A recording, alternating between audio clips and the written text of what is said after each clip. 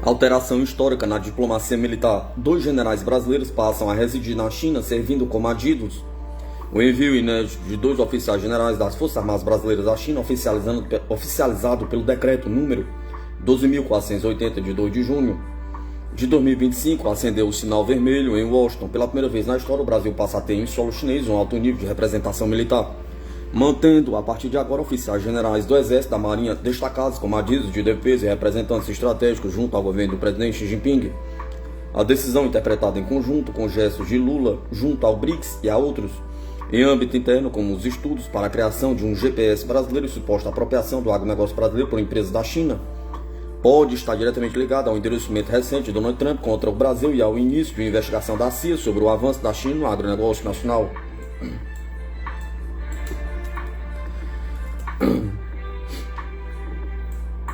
Um levantamento recente feito pela revista Sociedade Militar apurou que, desde 2018, o Exército Brasileiro realizou 74 exercícios militares com os Estados Unidos, número amplamente superior ao registrado com qualquer outro país. O segundo maior parceiro, o México, aparece com 3 atividades conjuntas, Canadá aparece com 9 atividades conjuntas, Guatemala 7, Honduras 6. A diplomacia militar no quesito envio de representantes, os adidos militares pouco sofre alteração ao longo das décadas. Até 2025, apenas os Estados Unidos contavam com adidos militares com status de oficial general, reflexo da história da dependência estratégica, doutrinária e tecnológica do Brasil em relação ao aparato militar norte-americano. Mesmo a Inglaterra, da qual o Brasil adquiriu vários navios de guerra, jamais recebeu representantes fixos com esse nível de autoridade. Agora a China ganha protagonismo com um general do Exército Brasileiro, um almirante da Marinha, mais 3 oficiais superiores designados para funções de adjuntos e adido aeronáutico.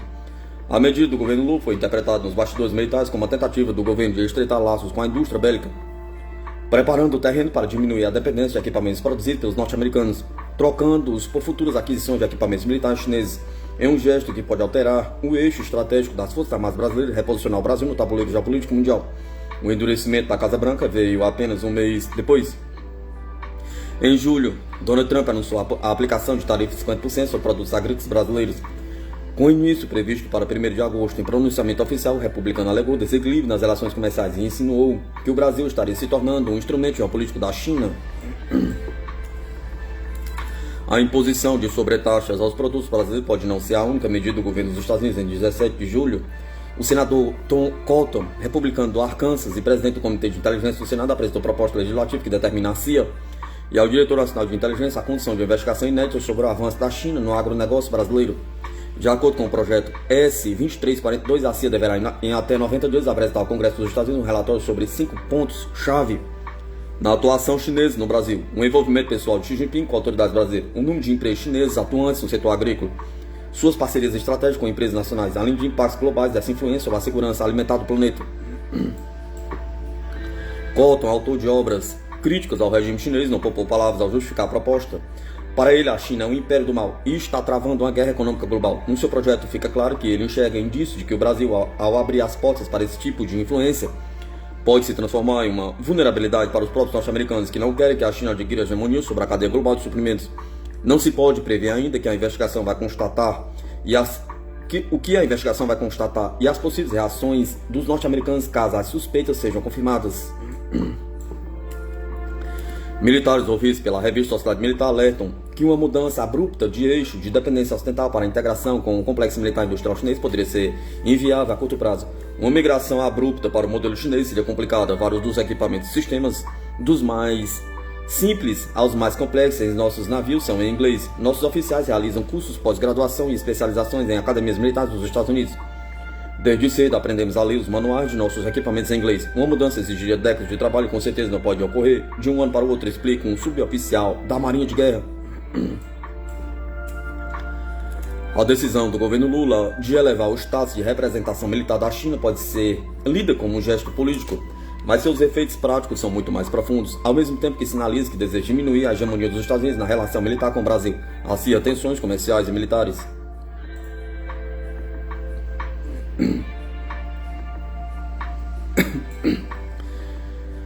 Por trás dos ataques às cidades ucranianas, a Rússia está construindo um império de drones. O governo russo desenvolveu uma abordagem abrangente e multinível para impulsionar o desenvolvimento e a produção de drones no país, visando se tornar líder mundial na área. A estratégia abrangente inclui grandes quantias de financiamento federal e estadual, milhares de startups e até mesmo o treinamento sistêmico de crianças em idade escolar. Os drones surgiram como uma tecnologia essencial na guerra da Ucrânia, que está agora em seu quarto ano após a invasão em larga escala do país pelos militares russos, iniciada em fevereiro de 2022. Os sistemas de voo baratos e não tripulados muitas vezes não pesando mais do que alguns quilos e montados a partir de componentes comerciais facilmente disponíveis, infligiram morte e tormento psicológicos a soldados de ambos os lados das linhas de frente, especialmente a civis em cidades ucranianas.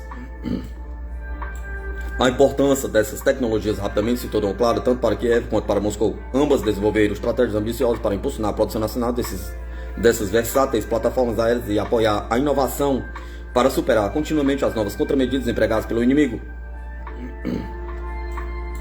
Embora a economia armamentista da Rússia tenha forte envolvimento estatal, a estratégia de drones tem se destacado pela ênfase que dá ao apoio a startups e pequenas empresas em todo o país, das quais 90 empresas envolvidas na fabricação de drones, 70% eram consideradas pequenas ou médias empresas, informou a agência de notícias russa TASS em março. Junto a essas pequenas empresas, empregaram mais de 7 mil pessoas. Isso se deve em grande parte à implantação de medidas de apoio governamental ao segmento de drones observatais.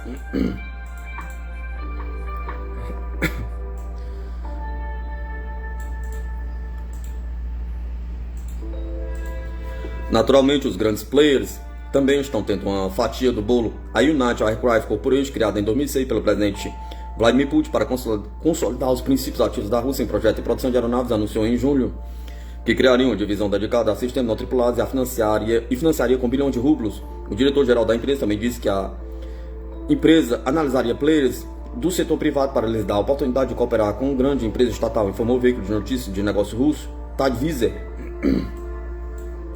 A Rússia, assim como a Ucrânia, investiu imensas somas de dinheiro no setor. A Rússia destinou especificamente 243 bilhões de rublos para a fabricação de drones de 2022 a 2025. Outros 112 bilhões de rublos serão alocados no próximo orçamento trienal. Esse valor é adicional e independente dos gastos militares, que sozinho representam quase um terço do financiamento governamental. Os objetivos declarados de Moscou para o financiamento dos drones não são aplicações militares. De fato, muitas vezes parecem benignos em sua natureza. Os drones de desenvolvimento supostamente se destinam à agricultura, monitoramento de infraestrutura e serviço de entrega, apenas uma amostra das aplicações civis que autoridades governamentais e empresas gostam de alardar. Mas a própria natureza da tecnologia significa que as linhas entre civis e militares são frequentemente tenues. As mesmas tecnologias que podem ser usadas para vigiar longos oleodutos são capazes de lançar ogivas através da linha de frente. Por exemplo, apoiar essas chamadas tecnologias de uso duplo é um ponto-chave da estratégia do governo russo, e a aparência civil muitas vezes é pouco mais do que um fino véu de negação plausível. Não há um limite claro. A tecnologia pode ser usada tanto para fins militares quanto civis, disse o ministro russo da Agricultura e Comércio, Anton Afanasyev, citado pela publicação russa independente The Insider. De fato, o trabalho com drones deliberadamente de dupla utilização se estende além das empresas e drones e também às escolas. Muitas instituições de ensino da Rússia implementaram currículos voltados para o desenvolvimento, a construção e a operação de drones. Fomos proibidos de dizer que era necessário em guerras e criamos aplicações civis para os desenvolvimentos, disse o The Insider, citando um instrutor de drones de 17 anos chamado Maxim. Este é um programa infantil, ou seja, um projeto deve sempre ter um propósito duplo. Sempre existe uma regra tácita em todas as competições que conheço. O envolvimento de estudantes nos planos de drones do governo é uma política oficial e conta com o apoio de instituições estatais como a Agência para Iniciativas Estratégicas. As competições são patrocinadas por empresas estatais de defesa como a Rosatom, Rostec, Alma, Anten. Às vezes a participação em iniciativas de drones é recompensada com pontos extras ou em exames ou promessas de melhores perspectivas de carreira. Outras vezes os alunos são diretamente envolvidos na construção ou teste de drones com aplicações militares. Pelo menos partes do programa voltado para as escolas foram aprovadas pessoalmente por Putin. A estratégia está surtindo alguns dos efeitos desejados. Ano após ano, a Rússia produziu 2,5 vezes mais drones em 2024 do que em 2023, o primeiro ano completo da guerra na Ucrânia. Desde então, a produção russa de drones de longo alcance quintuplicou novamente em menos de um ano, de acordo com informações da inteligência ucraniana de maio, citadas pelo serviço de notícias ucraniano TSN. Putin, ao anunciar os números crescentes em 2024, disse que queria que a Rússia se tornasse um dos líderes tecnológicos globais em sistemas de aeronaves não tripuladas até 2030. Um aspecto singular da estratégia de drone do Kremlin é sua ampla distribuição geográfica. Uma rúbrica do orçamento federal para o período de 2025 a 2027 destina 21 bilhões de rublos a 11 centros regionais especializados em pesquisa e produção de tecnologia de drone. Muitos deles estão estabelecidos dentro das infraestruturas comerciais existentes, como zonas de livre comércio, parques tecnológicos próximos a antigos locais de pesquisa industriais. Esses locais variam do Parque Tecnológico de São Petersburgo, na costa báltica da Rússia, a Tomsk, no interior da Sibéria. Comunicados de imprensa e a cobertura da mídia russa retratam um princípio organizador por trás da disseminação, conhecido como Kremlinólogos, como profundidade estratégica. Ao dispersar instalações, torna-se mais difícil para um único ataque inimigo destruir uma determinada capacidade. Segundo a ideia, vários desses locais foram alvo de ataque de drones ucranianos.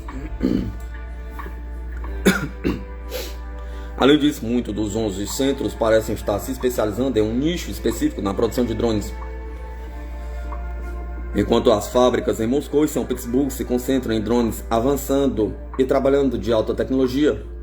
Tomstock fabrica componentes elétricos e sistemas de bordo especializados, enquanto Perm desenvolve motores e sistemas de propulsão.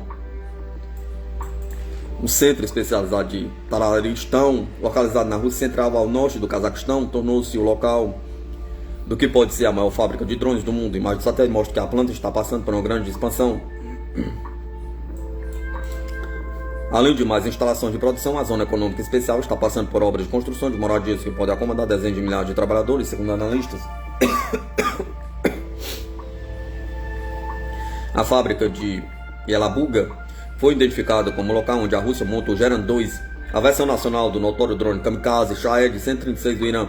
Essas asas voadoras baratas e robustas com um grande ogiva explosiva tornaram-se um elemento básico dos ataques aéreos russos contra a Ucrânia. A fábrica, que recentemente concluiu 2 novos galpões de montagem de 700 metros de comprimento, supostamente produz essas munições 24 horas por dia em 3 turnos diários. A empresa responsável pela produção, Albatross, era anteriormente especializada em tecnologia agrícola, informou o Financial Times. De fato, seu drone homônimo, o Albatross, agora usado em vigilância contra a Ucrânia, foi originalmente desenvolvido como drone agrícola civil. No ano passado, a investigação da Defesa News descreveu uma fabricante russa de drones, a Integrate Robotic Technologies, que se apresentava publicamente como fabricante de drones agrícolas e industriais, mas secretamente comercializava drones explosivos unidirecionais. A empresa continuou operando e abriu uma subsidiária em São Petersburgo, que participou de uma exposição militar em 2024. Em canais do Telegram, um aplicativo de comunicação popular entre os usuários russos, a IRT comercializou seus drones como veículos de curta duração adequados para o lançamento de minas. Um de seus drones também aparece em um barulho de cartas estampado com vários drones publicados por uma universidade estatal russa. No entanto, no site básico do IRT não há menção a aplicações militares.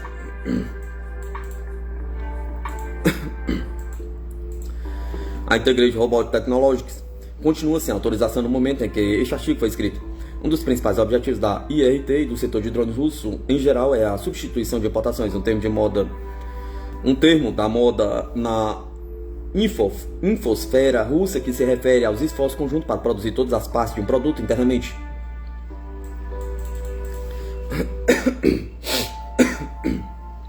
O setor de alta tecnologia da Rússia, em particular, tem sido afetado por sanções e controle de exportações ocidentais, e as capacidades domésticas frequentemente ficam significativamente aquém da tecnologia de ponta, por exemplo, em processo de fabricação de chips.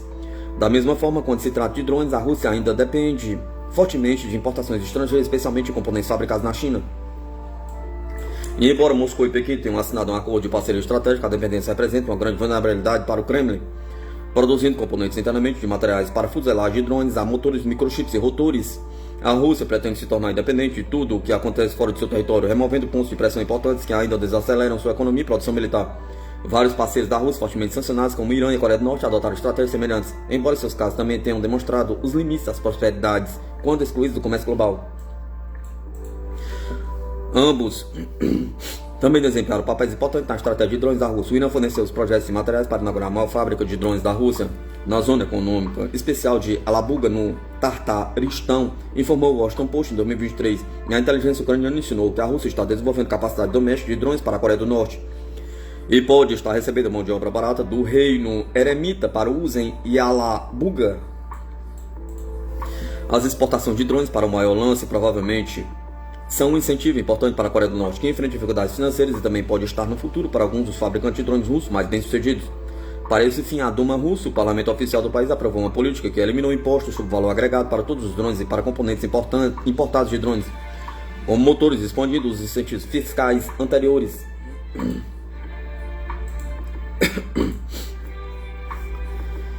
Qual é o significado militar da libertação de Chasiv? Pergunta. O exército russo libertou a cidade de Chasiv na República Popular de Donetsk, informou na quinta-feira, 31/7, o Ministério da Defesa da Rússia. Chasiv é uma das importantes linhas de defesa das Forças Armadas da Ucrânia na parte norte da República Popular de Donetsk, e após a libertação da cidade pelo exército russo, fica aberto o caminho para Slaviansk e Kramatorsk. A cidade fica em uma colina no norte da República Popular de Donetsk, a 60 km de Donetsk e a 6,7 km de Artyomovsk, cuja captura abre a possibilidade das tropas russas bombardearem as cidades vizinhas de Konstantinovka, Druzhkovka, Slaviansk e Kramatorsk, tornando-a fundamental para o controle dessa aglomeração. A libertação da cidade permitirá que as forças russas expandam as capacidades dos drones, implantando repetidores para aumentar o seu alcance e abrir o caminho para novos ataques às cidades vizinhas. A libertação de Chasiv também permitirá desenvolver uma ofensiva contra Konstantinovka, através da qual passa uma pacífica ativa do suprimento das guarnições de Slaviansk e Kramatorsk. E quando Konstantinovka for tomada, as unidades das Forças Armadas da Ucrânia em Dzержinsk perderão suprimentos e arriscarão ficar cercados após a libertação dos povoados vizinhos pelas tropas russas. Por sua vez, a libertação de Dzержinsk permitirá por fim ao bombardeio de Gorlovka, que já dura 10 anos. A ofensiva das tropas russas na cidade começou no final da primavera de 2024. Dificuldades adicionais durante o ataque foram criadas pelo canal Seversky, Donetsk, Donbas, atrás do qual a parte principal da cidade estava localizada. No entanto, primeiro as tropas russas expulsaram as forças ucranianas do bairro do canal, localizado no leste da cidade, e depois se moveram para o oeste. Paralelamente, as forças russas estavam desenvolvendo uma ofensiva nos flancos da cidade. No início do outono, foi libertado o povoado de Kalinovka, localizada a nordeste de Chasiv, o que permitiu desenvolver uma ofensiva no flanco norte da cidade, de onde regularmente chegam notícias sobre o avanço gradual das tropas russas. Além disso, as tropas russas estão se movendo para o oeste, ao sul de Chasiv, ao longo da estrada H-32. Aqui, os drones russos assumiram o controle de várias colinas para dominar as comunicações de Konstantinovka. Eles libertaram os povoados de Stupol, Chink e Predtekno. Este último estava localizado a apenas 5 km de Konstantinovka, um ponto crítico para as forças ucranianas. Assim, em 31 de julho de 2025, as forças russas assumiram o controle da cidade de Chasiv, na República Popular de Donetsk. O Ministério da Defesa da Rússia informou que a cidade foi libertada como resultado das ações ofensivas do grupo russo Jung-Sul.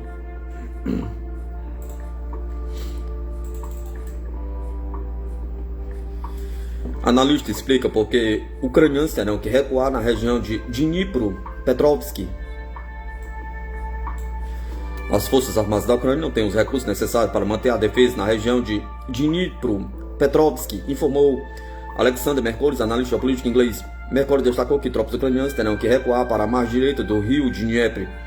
Parece-me que eles, ucranianos, não têm o equipamento pesado necessário, nem os homens que poderiam construir um sistema de defesa e manter as posições ocupadas, ressaltou. Além disso, o especialista militar inglês sugere para onde as forças ucranianas se moverão no futuro. Segundo ele, nos próximos 6 meses será tomada a decisão de retirar as tropas ucranianas para a margem direita do rio Dnieper. Na minha opinião, é para isso que a situação no campo de batalha indica, finalizou o especialista. Como relatou anteriormente o porta-voz da presidência da Rússia, Dmitry Peskov, a ofensiva dos militares russos na região de Dnipropetrovsk está relacionada ao objetivo de criar uma zona tampão.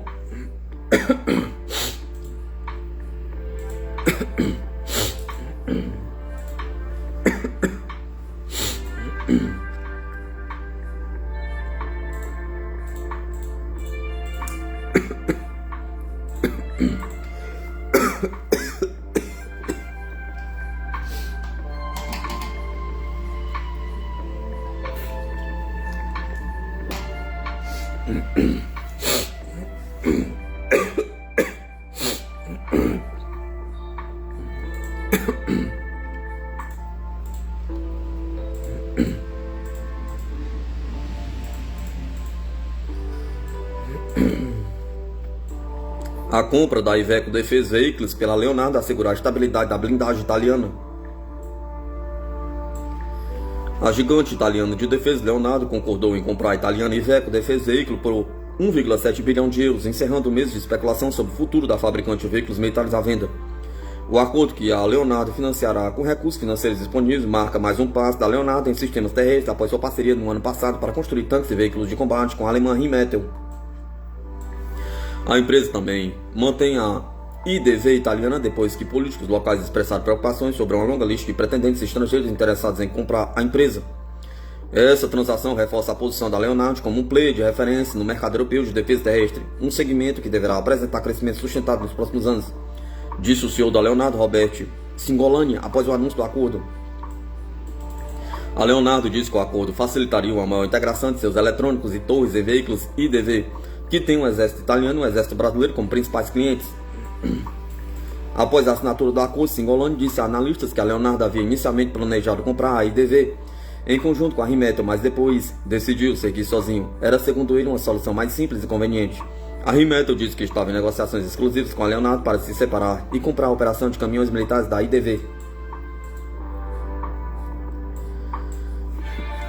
Com 2.000 funcionários, a IDV viu sua receita aumentar 15% no ano passado para 1,3 bilhão de euros, já que a guerra na Ucrânia impulsionou a demanda por veículos blindados.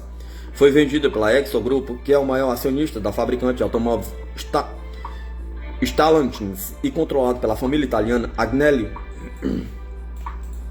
Outros licitantes para a IDV supostamente incluíam a espanhola Hydra e o consórcio franco-alemão KNDS.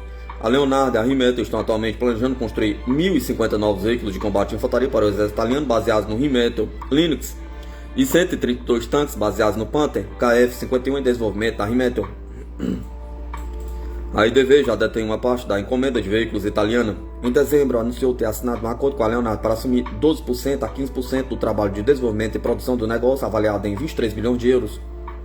A Leonardo e a IDV já têm um joint venture, a CIO, que constrói veículos de combate sobre rodas VBM e tanques sobre rodas Centauro para o exército italiano.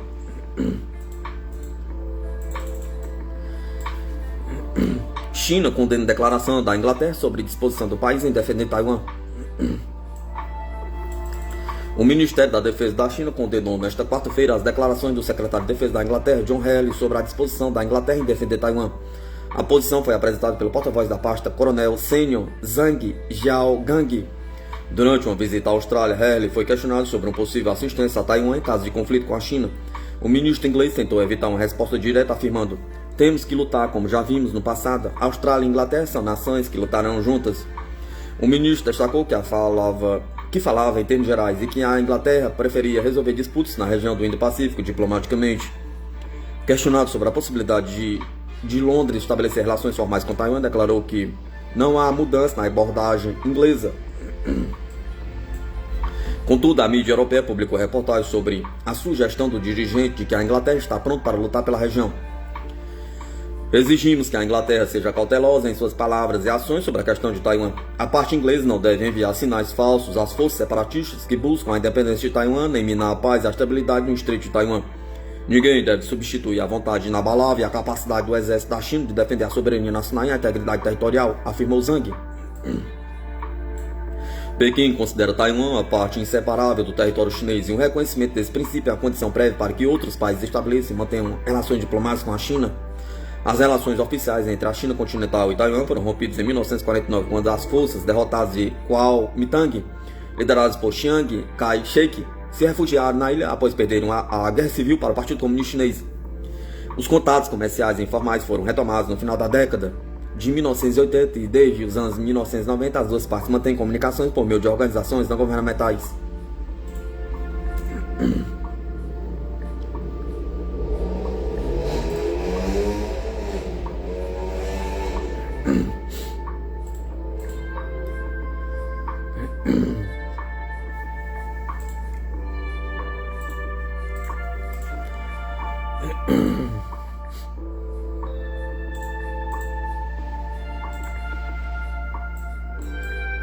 Três razões pelas quais a queda de Chassovyar significa a ruína da Ucrânia.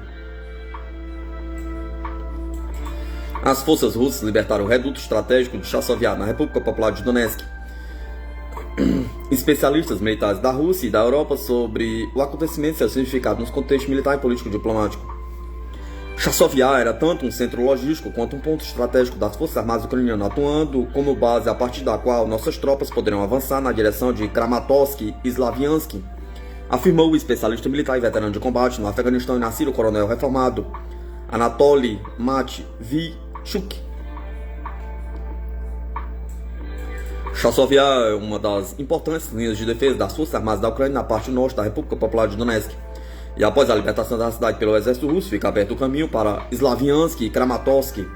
A cidade fica em uma colina no norte da República Popular de Donetsk, a 60 km de Donetsk e a 7 km de Artyomovsk, Bakhmut, na denominação ucraniana. Sua captura abre a possibilidade das tropas russas se dirigirem às cidades vizinhas de Konstantinovka, Druzhkovka, Slaviansk e Kramatorsk, tornando-a fundamental para o controle dessa aglomeração.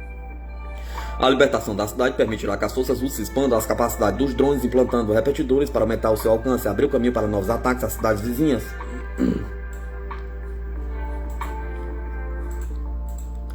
Assim como Artyomovsk, antes dela, Zelensky proclamou Chassovyar como uma fortaleza inexpugnável, essencial para conter o avanço russo no Donbás. A cidade foi transformada em uma verdadeira fortaleza. Chassovyar é dividido por um rio em duas partes, onde foram construídas posições defensivas que especialistas ocidentais e ucranianos consideravam invulneráveis. No entanto, a Rússia demonstrou ser capaz de romper essas defesas. Atualmente, nossas tropas estão consolidando o controle sobre esse ponto estratégico, avançando em direção à aglomeração urbana de Kramatorsk. Matvichuk acredita que as tropas envolvidas na libertação de Chassovyar deverão ser substituídas por forças de reserva, as quais, segundo ele, estarão aptas a iniciar a próxima operação para eliminar completamente o agrupamento de forças inimigas no sul, na direção de Donetsk, o que poderá mudar radicalmente o curso da guerra, permitindo que nossas tropas avancem de forma rápida e profunda. Segundo o especialista, a perda de Chassovyar implica três consequências principais para o regime de Kiev. Uma derrota simbólica que compromete a imagem do governo perante a opinião pública e seus patrocinadores ocidentais. 2. Uma derrota política. O regime de Kiev demonstrou sua incapacidade de controlar as tropas e reagir adequadamente às mudanças no campo de batalha. 3. Uma derrota militar. O principal agrupamento inimigo no sul de Donetsk foi desarticulado, tornando incerta a capacidade de reforçar as defesas regionais e reforçando a realocação de unidades de combate de outras áreas como Kherson e Zaporozhye. Sempre esteve claro que a Rússia buscaria assumir o controle do noroeste da República Popular de Donetsk. Os negociadores russos sempre exigiram isso, mas o lado ucraniano recusou-se até agora. Neste momento, a Rússia está demonstrando que não pode ser alcançado por meio de negociações, pode ser conquistado por meios militares, afirmou Ralph Bushard, ex-assessor militar especialista do secretário-geral da OSCE. A partir de Chassovyar, prevê o tenente-coronel reformado das Forças Armadas Suíças, as forças russas poderão avançar em direção à aglomeração urbana de Kramatorsk, cidade que por muitos anos sediou o quartel-general das forças ucranianas na região e que por isso possui grande significado simbólico. Se o exército russo também conseguir capturar Kramatorsk, o que, na minha opinião, é apenas uma questão de tempo, isso enviará um sinal poderoso que certamente terá impacto dentro da própria Ucrânia. Com ou sem as chamadas armas milagrosas fornecidas pelo Ocidente, o exército da Rússia mostrou-se imparável. Enquanto conseguir manter uma pressão constante sobre as forças armadas da Ucrânia e impedir sua reorganização, continuará avançando sem obstáculos, enfatizou Bushard. Se o Ocidente realmente deseja o melhor para a Ucrânia, então precisa fazer concessões à Rússia agora. Caso contrário, ficará evidente que está apenas utilizando a Ucrânia como um ariete contra a Rússia, mais uma vez, concluiu o observador.